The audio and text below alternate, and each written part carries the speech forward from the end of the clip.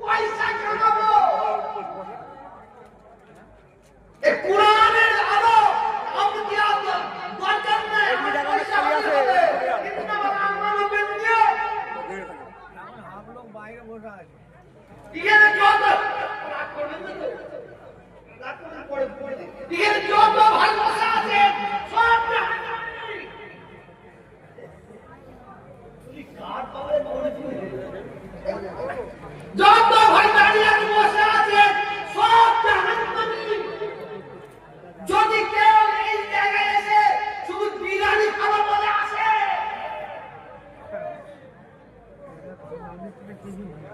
দিনের শুনবো, শরীয়তের কথা শুনবো, কোরআনের কথা শুনবো, আমল করবো,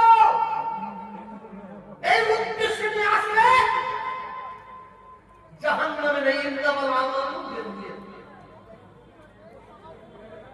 আমি এখানে ওয়াজ করতে এসেছি, আমি জাহান্নামী।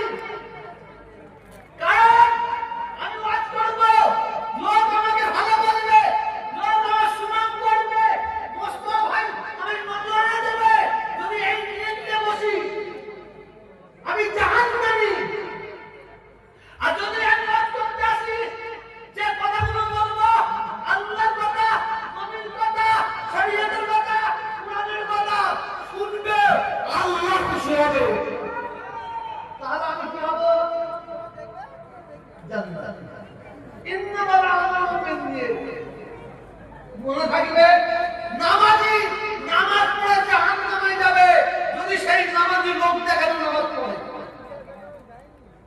আপনি রাস্তাতে যাচ্ছেন, তসবিহ করছেন, জানেন তসবিহ আপনাকে জাহান্নামে নিয়ে যাবে।